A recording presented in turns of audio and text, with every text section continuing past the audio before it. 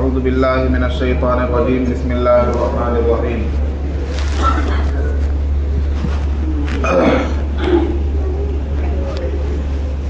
الف لام میم ذالک الکتاب لا ریب فیہ ھدی للمتقین الذین یؤمنون بالغیب ویقیمون الصلاۃ ومما رزقناہم ينفقون والذین یؤمنون بما انزل الیک وما انزل من قبلک وبالآخرۃ هم یوقنون اولئک علی ھدی من ربہم واولئک هم المفلحون۔ حضرات محترم، معزز مصلیان کرام، دعا تو انشاءاللہ مفتی صاحب فرمائیں گے۔ چند باتیں مجھے آپ حضرات کے سامنے گوش گزار کرنی ہیں۔ یہ ختم قرآن کی مجلس ہے اور آج الحمدللہ تراویح میں کلام پاک قاری صاحب نے مکمل کیا ہے۔ یہ ہم سب کے لیے سعادت کی بات ہے، خوش بختی کی بات ہے۔ اللہ تبارک و تعالی نے ہمیں ایمان کی دولت سے نوازا، دنیا میں اس سے بڑی دولت کچھ نہیں ہے۔ اور ایمان والوں کے لیے یعنی ہم مسلمانوں کے لیے جو سب سے بڑی دولت ہے دنیا میں وہ قرآن پاک ہے۔ ہمارے پاس قرآن سے بڑھ کر کوئی دولت نہیں ہے۔ سب سے عظیم الشان، سب سے افضل، سب سے اعلیٰ دولت ہمارے پاس وہ قرآن پاک ہے۔ اللہ تبارک و تعالی نے ہمارے لیے قرآن پاک نازل فرمایا اور یہ فرمایا کہ یہ کتاب ایسی ہے جس میں شک و شبہ کی کوئی گنجائش نہیں۔ ذالک الکتاب لا ریب فیہ، یہ ایسی کتاب ہے جس میں شک و شبہ کی کوئی گنجائش نہیں۔ قرآن پاک پر 100% یقین رکھنا ایمان کی شرط ہے، ایمان کے لیے ضروری ہے۔ اگر کوئی یہ کہے کہ میں قرآن پاک پر 99.9% یقین رکھتا ہوں، تب بھی وہ ایمان سے خارج ہو جائے گا۔ یعنی ایک ذرا سا بھی اگر ایمان ڈگمگایا قرآن پاک سے تو ایمان سلامت نہیں رہے گا۔ قرآن پاک کی ایک ایک بات پر، ایک ایک کلام پر، ایک ایک حرف پر بالکل 100% یقین رکھنا ضروری ہے۔ اللہ تعالیٰ نے قرآن پاک کو رمضان کے مہینے میں نازل کیا۔ شہر رمضان الذی انزل فیہ القرآن ھدی للناس، اللہ تعالیٰ نے رمضان کے مہینے میں قرآن پاک نازل فرمایا اور یہ لوگوں کے لیے، انسانوں کے لیے ہدایت کی کتاب ہے۔ کہیں فرمایا متقین کے لیے، کہیں فرمایا مومنین کے لیے اور کہیں فرمایا تمام لوگوں کے لیے۔ تو قرآن پاک تمام انسانیت کے لیے، پوری انسانیت کے لیے ہدایت کی کتاب ہے اور یہ المیہ ہے اور ہماری ہمہ نصیبی ہے کہ ہم نے بجائے اس کے، ہونا تو یہ چاہیے تھا کہ ہم پوری دنیا تک قرآن کے پیغام کو لے کر اٹھتے، لیکن ہم خود قرآن سے دور ہیں۔ ہم نے خود قرآن پاک کو پس پشت ڈال دیا ہے۔ ہونا تو یہ چاہیے تھا کہ ہم قرآن کو لے کر پوری دنیا کو ہدایت کا چراغ دکھائیں، اور جو لوگ قرآن سے دور ہیں، جو امتیں، جو ملتیں، جو قومیں قرآن پاک کی ہدایت سے، قرآن پاک کی روشنی سے اور قرآن پاک کے نور سے دور ہیں، انہیں قرآن پاک کے قریب لاتے۔ لیکن ہمارے اندر خود قرآن مکمل طور پر ہم قرآن سے وابستہ نہیں ہیں۔ اس لیے علامہ اقبال نے کہا وہ معزز تھے زمانے میں مسلمان ہو کر اور تم خار ہوئے تاریک قرآن ہو کر۔ قرآن کو چھوڑ دیا تو خار ہو گئے، ذلیل ہو گئے، رسوا ہو گئے، پوری دنیا میں ہماری کوئی حیثیت نہیں۔ اس کی اصل وجہ ہے کہ ہم نے قرآن کو پس پشت ڈال دیا، قرآن کا جو حق تھا وہ حق ہم نے ادا نہیں کیا۔ علماء کرام نے لکھا کہ قرآن پاک کے ہم پر 5 حقوق ہیں۔ کتنے حقوق ہیں؟ 5۔ نمبر 1، قرآن پاک پر ایمان لانا، یہ ہر ایمان والے کے لیے ضروری ہے، جیسا کہ میں نے ابھی بتایا۔ دوسرا حق قرآن پاک کا ہم پر یہ ہے کہ اس کو پڑھا جائے، قرآن پاک کا پڑھنا، قرآن پاک کی تلاوت۔ قرآن پاک پڑھنا نہیں آتا تو اس کو پڑھنا سیکھا جائے، جو پڑھنے کا طریقہ ہے اس طرح سے پڑھا جائے۔ اور تیسرا حق قرآن پاک کا یہ ہے کہ اس کو سمجھا جائے، صرف پڑھنے تک محدود نہ رکھا جائے۔ ایک آدمی کی عمر 50 سال ہو گئی، 60 سال ہو گئی، وہ روزانہ قرآن پاک کی تلاوت کرتا ہے، بہت اچھی بات ہے، تلاوت کا ثواب ملے گا۔ نبی پاک صلی اللہ علیہ وسلم نے فرمایا کہ قرآن کے ایک حرف پڑھنے پر 10 نیکی ہے، کسی نے 3 حرف پڑھے تو 30 نیکیاں مل گئی، اور آپ نے فرمایا الف لام میم یہ 3 الگ الگ حروف ہے، تو ایک حرف کے پڑھنے پر 10 نیکی ہے، اور رمضان میں قرآن پاک پڑھا جاتا ہے تو اس کی نیکیاں اور بڑھ جاتی ہیں۔ تو قرآن پاک کو پڑھنا یہ مستقل عبادت ہے اور نیکی اور ثواب کا ذریعہ ہے، لیکن پوری زندگی قرآن پاک کو پڑھتے ہوئے ہو گئی اور ایک لفظ بھی ہم نے سمجھنے کی کوشش نہیں کی، یہ بھی اچھی بات نہیں ہے۔ قرآن پاک کو سمجھنے کی بھی کوشش کرنی چاہیے۔ اگر ہم روزانہ ایک آیت بھی سمجھنے کی کوشش کریں گے تو ایک سال میں 360 آیتیں ہم سمجھ سکتے ہیں۔ علماء کرام سے سمجھیں، جو پڑھنے والے ہیں اردو پڑھتے ہیں وہ تفاسیر کا مطالعہ کریں، جہاں نہ سمجھ میں آئے علماء کرام سے رجوع کریں۔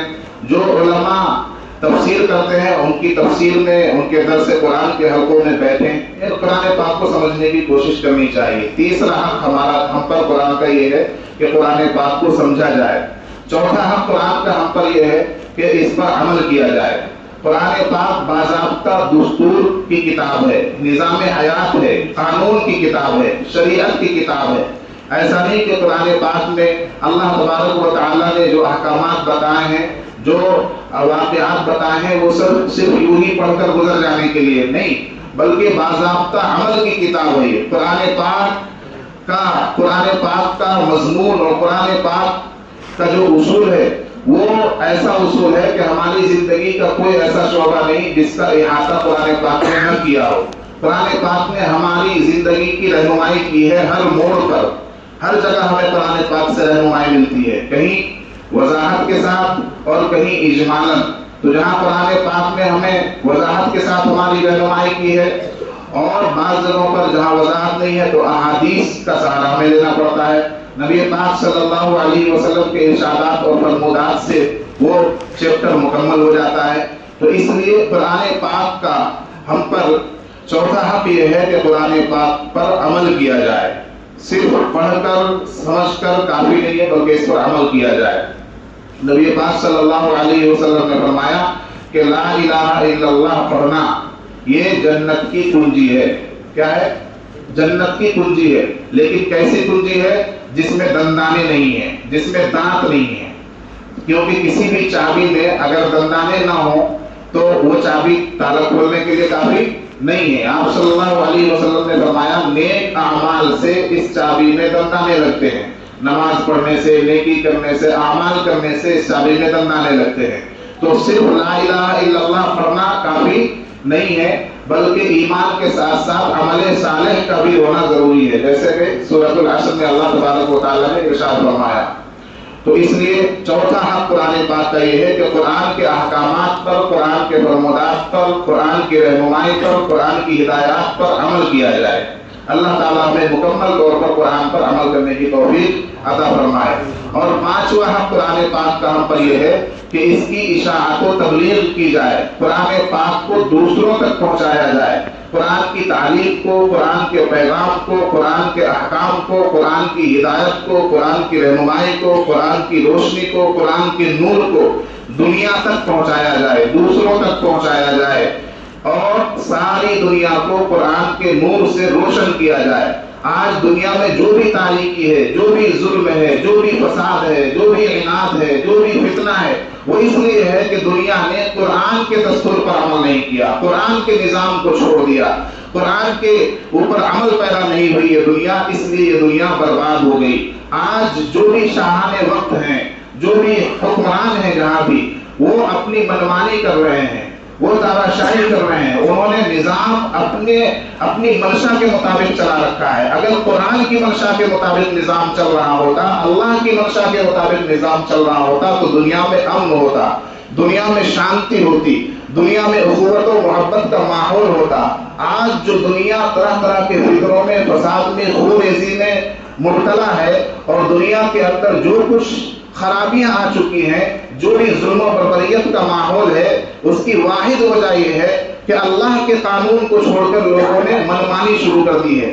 شاہان وقت اپنے طور پر اپنی منشا کے مطابق دنیا کو چلا رہے ہیں، حالانکہ دنیا بنانے والے کے حساب سے چلنی چاہیے تھی، ہے کہ نہیں؟ اس لیے قرآن پاک کی تعلیم کو اور قرآن پاک کے پیغام کو عام کرنا یہ قرآن پاک کا 5واں حق ہے ہر مسلمان پر، ہر مومن پر۔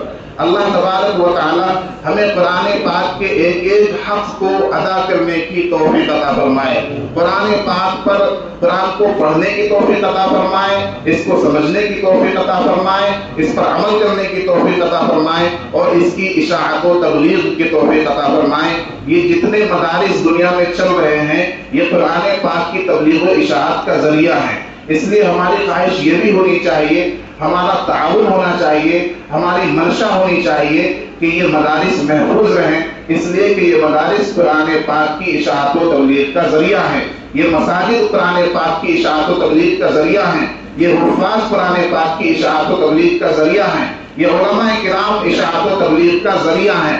اور آخری بات بتا کر میں اپنی گفتگو ختم کرتا ہوں کہ جس طرح قرآن پاک سے ہماری محبت ہونی چاہیے کہ قرآن پاک کو ہم سینے سے لگاتے ہیں، قرآن پاک کو ہم چومتے ہیں، قرآن پاک کی ہم قسمیں کھاتے ہیں، قرآن پاک کو ہم ماتھے پر لگاتے ہیں، یہی محبت قرآن پاک کی نسبت رکھنے والی ہر چیز سے ہونی چاہیے۔ آپ مثال سے سمجھیے کہ ایک لکڑی راستے پر پڑی ہوئی تھی، اس کی کوئی حیثیت، کوئی وقت، کوئی قیمت نہیں تھی، لیکن کارپینٹر نے بڑھئی نے اس لکڑی کو اٹھا کر رحل بنا دیا۔ اب اس رحل میں یا تپائی بنا دی اور اس رحل میں اس تپائی میں قرآن پاک رکھا جا رہا ہے، تو آپ اتنا ہی ادب اس رحل کا کرتے ہیں جتنا قرآن پاک کا کرتے ہیں۔